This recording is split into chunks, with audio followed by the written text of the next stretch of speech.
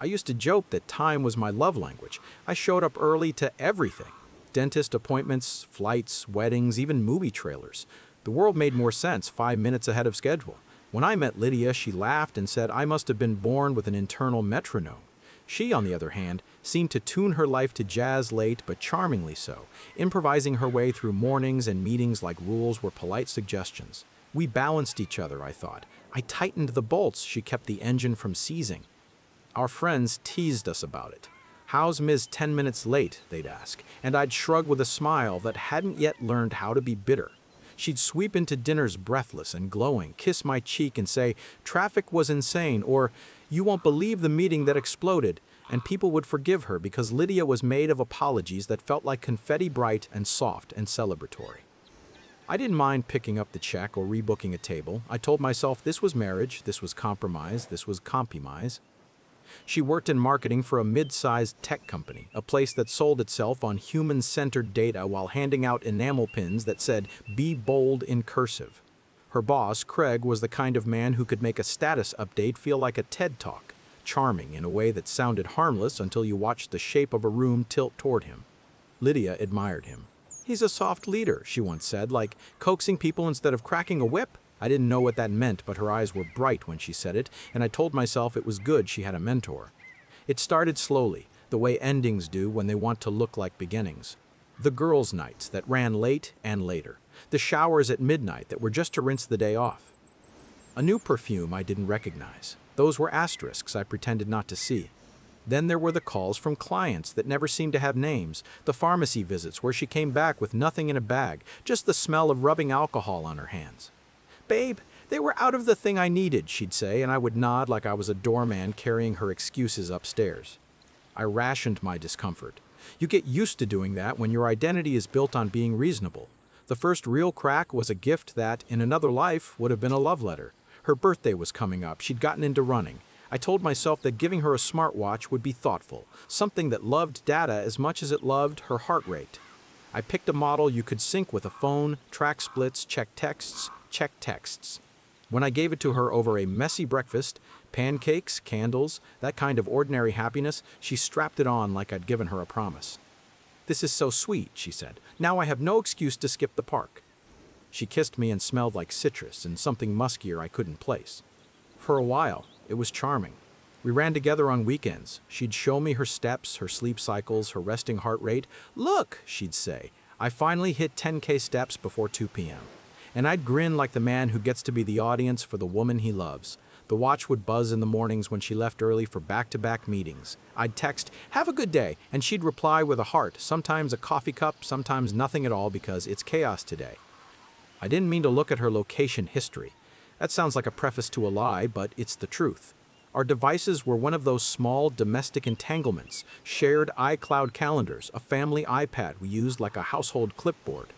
One night, around 2 in the morning, after she'd fallen asleep on the couch mid-episode of some show where people betray each other for prize money, I went to the iPad to add something to our grocery list, and there it was, her workout summary from the day, auto-synced from the watch, a run in the morning near the park, a midday walk around her office neighborhood, and then a neat little cluster of red dots, heart rate spikes, and movement data centered around a business hotel 10 blocks from her office. The timestamps were precise. 2015 p.m. to 3005 p.m. Unclassified activity, the app called it, because it hadn't detected steps consistent with a walk or a run, just activity. Her heart rate charted a clean mountain. The map pinned itself like it was proud. Maybe she was at a conference, I told myself. Maybe a client meeting, a vendor expo, a last-minute brainstorm that needed a quiet place. I zoomed in and felt my face go hot and then cold, like my blood couldn't decide what season it was. The red dot was not in a conference room, it was in the hotel tower, 12th floor. I closed the app. When I wiped down the kitchen counter after that, I put more pressure on the sponge than necessary, like I could squeak my way back to sanity. I tried to be reasonable. That's the curse of men like me. The next day, I asked how work was. She rolled her shoulders and said, "Non-stop. I barely ate." I wanted to ask if she had lunch at the Hilton that sits like a mirror across from her building. I wanted to ask if the 12th floor has better room service. Instead, I said, "We should try that new pho place." And she said, "Maybe Friday," like we were both practicing lines from a play. The following week it appeared again. The same hotel, the same window of time, the same sharp little mountain of pulse. I took screenshots. I took screenshots of the map, of the heart rate graph, of the GPS coordinates because some part of me thought I could logic my way out of this if I had enough numbers. I didn't know who I was building an archive for. The night after the second cluster, she came home late, hair damp, cheeks bright. I had to rinse. What a day, she said, sliding into bed like the sheets owed her comfort. I turned toward the wall and counted my breaths. I love you, I said, and she said, like a cat stretching in the sun. By week 3, the story had written itself in triplicate. The third time I discovered something, it wasn't even the watch. It was an email catching its breath on our family iPad because she'd checked her inbox while brushing her teeth. Subject line, loyalty points added to your account. The hotel's logo sat there blue and clean. 1,000 points for your recent stay. I stared at the iPad like it had said my name. In the message, a generic congratulations, a link to redeem. The reservation was booked under her name. The check-in time, 2 minutes after the watch tracker pinged her near the lobby. In the morning, Lydia hummed as she packed her bag. She sprayed her new perfume amber with a bite at the back of the throat. I watched her choose a dress I hadn't seen before, one that said, I attend meetings that want me to be seen. Big client day? I asked. She kissed my cheek and left a wet circle there. Always, she said. The door clicked, and I stood in the quiet kitchen, looking at the imprint her lipstick had made on my skin. I rubbed it off with the back of my hand like erasing an equation that refused to balance. It took me 3 tries to find the words. That night, after she drifted into our room, towel drying her hair at midnight again, I asked, "Were you at the Hilton today?" My voice was too casual. It sounded like a man asking if it might rain. She paused. Only for a second, but in that second I saw the spreadsheet of her lies open, the cells waiting to be filled. Why, she said, smiling a little like this was a game I'd invented. I saw your workout map, I said. It syncs to the iPad. It looked like you were there a few times. She laughed, not loudly, but in a register designed to make me feel small. Oh my God, are you tracking me? That's creepy. Seriously, you have to stop. You're being controlling. I didn't track you, I said, the word track tasting like rust. It auto-synced. I was making a grocery list. It's just unusual to see that place pop up. It's a partner hotel, she said, too quickly. We have comp rooms sometimes for clients. There were meetings and I popped in. Are you going to interrogate my meetings now? This is extremely toxic. I'm not interrogating, I said, though there I was. It's midday. The emails. What emails? She snapped, and I realized I'd shown too many cards. I mentioned the loyalty points, and she flipped the conversation like she had rehearsed it with him in a room that smelled like ironed sheets. Wow, she said, you're digging through my emails. You need to talk to someone. You've always been a control freak about time, and now you're a control freak about me. This is why I have to shower at night, because you snoop. Do you hear yourself? The steam from her hair made the room smell like hotel shampoo, or maybe that was a phantom scent my brain conjured because it needed a reason to throb. We slept with an ocean between us in the bed. She pulled the comforter to her side and left me with the thin sheet and the loud, insistent pulse of my own stupid, loyal heart. The next day I ran, not to be healthy, but to grind my thoughts into numbness. Pounding the same loop around the park we always ran together, I felt like a ghost haunting my own routine. When I got home, I showered and sat at the kitchen table with my laptop open and all the evidence humming like a neon sign. I didn't want to call a friend. I didn't want advice. Advice is just a mirror that shows you what you already know with someone else's face. It was HR I thought of next, not because I wanted revenge. At least, that's what I told myself. But because if her boss was involved, if this was happening during work hours in a hotel 10 blocks away, it wasn't just my marriage that had a hole in it. I rationalized it as a duty of care. He was married too, a detail Lydia delivered once with a little laugh that said, "Can you believe it?" I put together a file the way I wish I could put myself to sleep, methodically, gently, with a mind for structure. Screenshots labeled like exhibits. Dates and times aligned with calendar entries. I wasn't slanderous. I didn't accuse. I wrote. An employee may be in a relationship with her direct manager. The following might be relevant. I used a throwaway email. I attached what I had and clicked send. The HR director at Lydia's company, Marta, was a quiet headline you barely notice until you realize the world is different now. I didn't expect to hear back. I didn't even know if I wanted to. But 3 days later, Lydia was late and later. My phone lit up at 5042 with a text, going to be home late. Don't wait up. And then at 8016, stupid HR stuff today, like they have nothing better to do. I stared at those words. HR stuff. My stomach flipped in a slow arc and landed hard. I kept my face smooth when she walked in close to 10. She didn't try to shower. She looked like a person who had run out of charm. She dropped her bag and rubbed her eyes. "They're ridiculous," she said, like we were in the middle of a complaint I'd already agreed with. "Someone sent them anonymous garbage. A crazy person. They pulled me into a room like I'm a thief." "What kind of garbage?" I asked. My voice sounded smaller than I felt. She waved a hand. "Screenshots, maps, emails, fake, or taken out of context. Who knows? They said they had to investigate. Can you imagine?" "Corporate politics," she said, spitting the words like they were bones that tasted of someone else's dinner. I didn't answer. For the first time in months, I put my phone face down and looked at my wife. She had a smudge of mascara near her temple, and I wanted to say, "You missed a spot," but that level of intimacy felt like a mouth I wasn't allowed to put my lips near anymore. "Did they talk to Craig?" I asked. Her mouth did something like a flinch. "Everyone's overreacting," she said. "I told them we were at the hotel for client meetings. It's a partner property. We run events there. Do you know how humiliating this is?" She poured wine like she needed an alibi for shaky hands. "God, this company, they'll believe any anonymous troll. This is harassment." She gulped the wine so fast I could hear the swallow.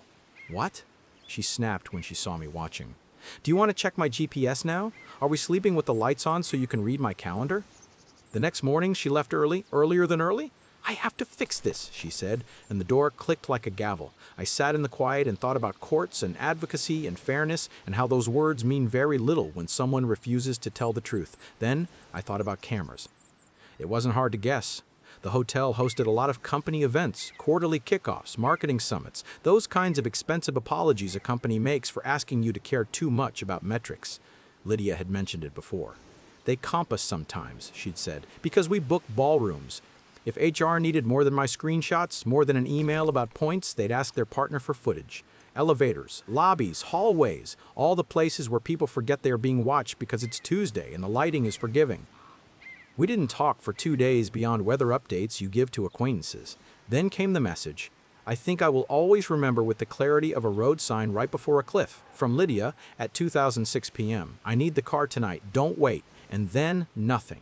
An hour later, I got a different message from a number I didn't recognize, but the sign-off told me who it was.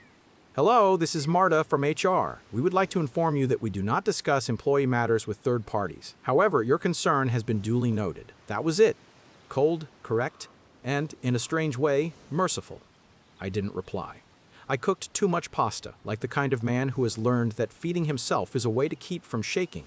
Lydia came home after 9. She looked thinner and meaner, like the day had carved at her.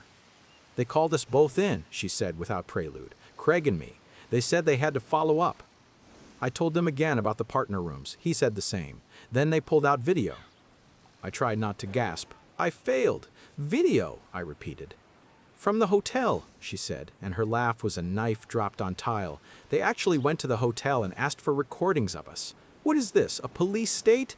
We're not criminals." "What did the video show?" I asked. I kept my voice level, the way you speak to a dog that is about to bite but still recognizes your hand. "Us in the hallway," she said. "Elevator, lobby, it's not what it looks like." She swallowed and met my eyes with a steadiness that made me want to vomit. "It's just 2 coworkers walking, or hugging. People hug." "Hugging," I said, and the word felt like swallowing a stone.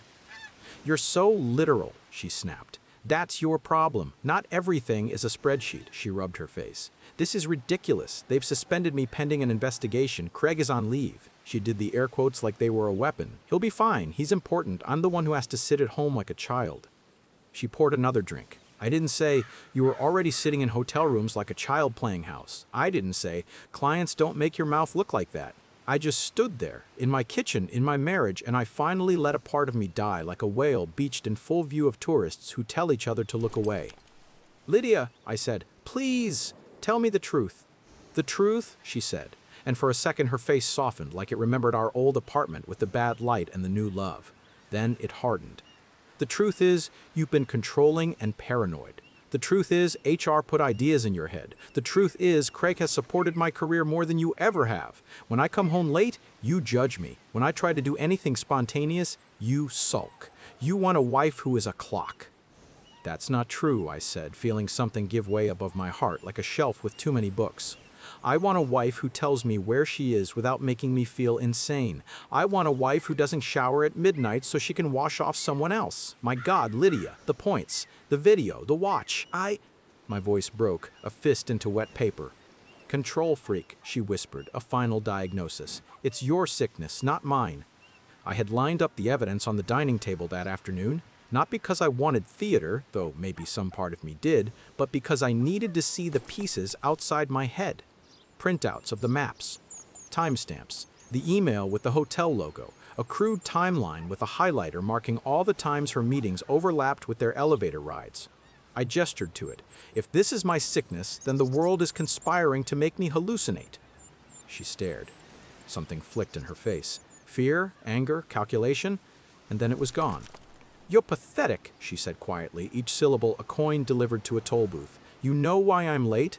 Because being with you is like living inside a rule book. Because you time how long it takes me to shower. Because you count minutes like love is a meter.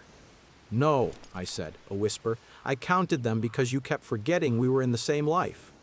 After that, the house was silence and dishes and door hinges. She slept in the guest room. I didn't sleep much at all. The following week, an official letter came by email addressed to her pending investigation, company property to be returned, access temporarily revoked. She paced while she read it, phone pressed to her chest when it buzzed. They're making me an example, she said. This is sexist. I didn't have the moral geometry to solve whether that was true in general. In our specific case, it was something else. A company covering itself and a man protecting himself by not saying my wife's name. Word traveled, as it does. Friends who had once rolled their eyes at Lydia's lateness texted me in careful paragraphs. One of them, Sonia, who had loved Lydia since college, asked me to coffee. She sat across from me with her keys hooked into her finger like they might keep her from floating away. I need to tell you something you won't want to hear, she said. We've covered for her. Not at first, but then it got obvious. I'm sorry. I hate myself for it. We thought we were helping her, or saving face, or something. She flinched like she expected me to yell. I didn't. I thanked her for telling me. I walked home and felt like every step was a lie. I was leaving behind like gum stuck to my shoe. Craig resigned, by mutual agreement, the next week. That was the phrase in Lydia's group chat screenshot. She threw her phone on the couch and snarled. He's leaving for a better role, she said, and I'm radioactive. HR had offered her a separation agreement. Money, a neutral reference, a clause that said no one had to admit anything. She said she was considering suing. For what? I asked. For enforcing rules? She threw a coaster at the wall so hard it cracked.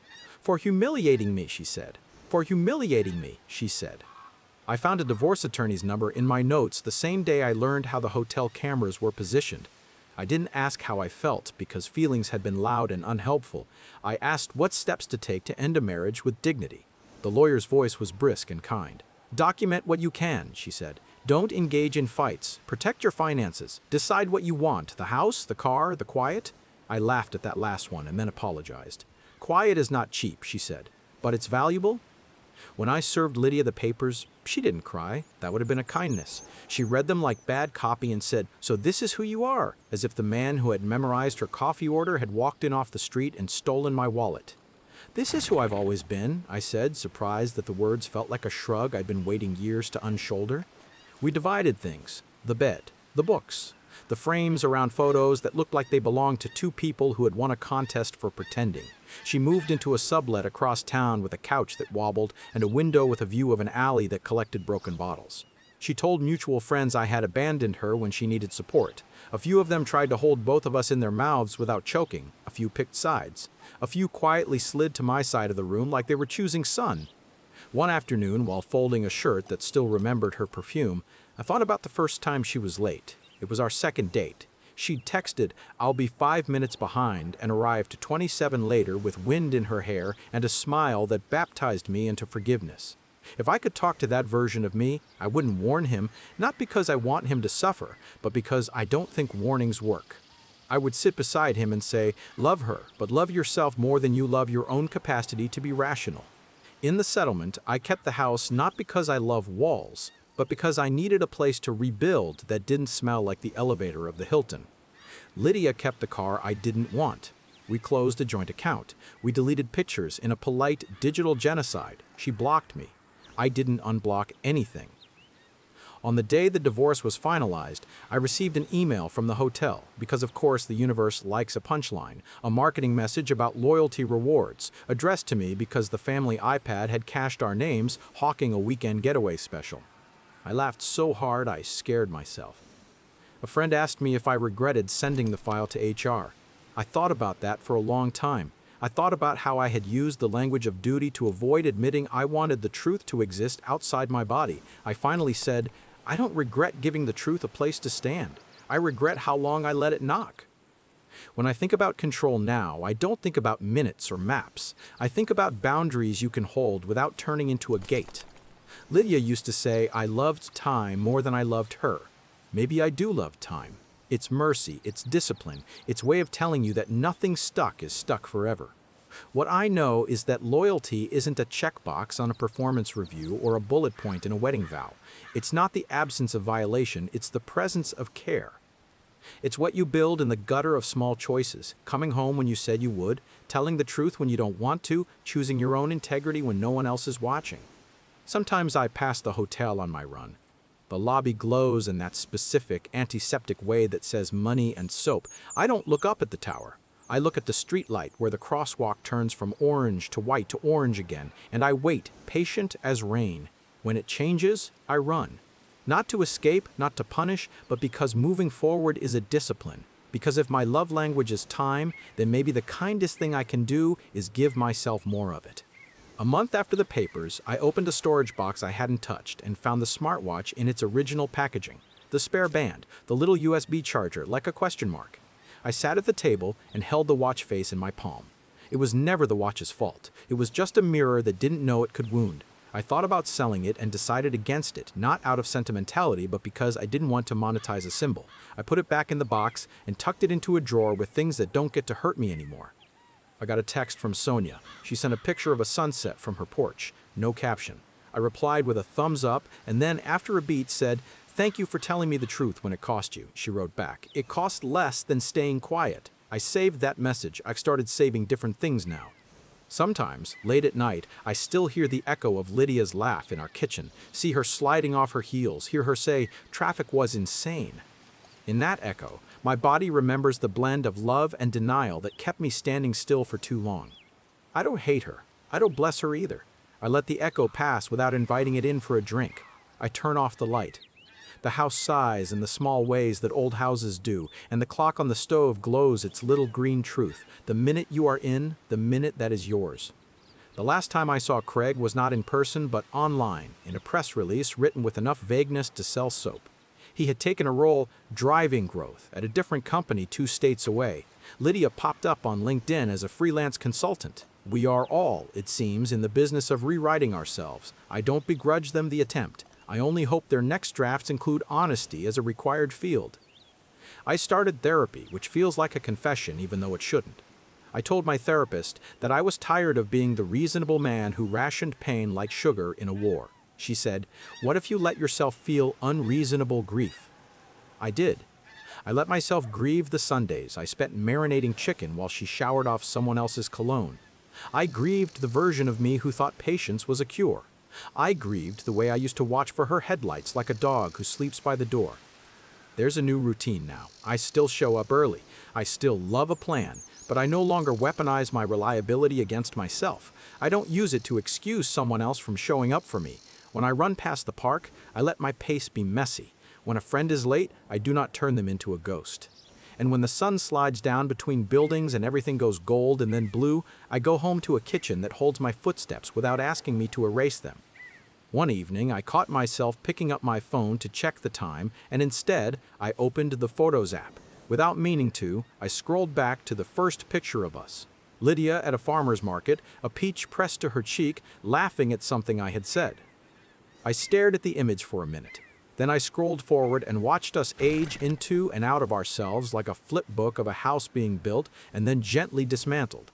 I didn't delete any of it. The past can exist without having the power to fix or ruin me. I set the phone down and made dinner for one. It was not a punishment. It was a life.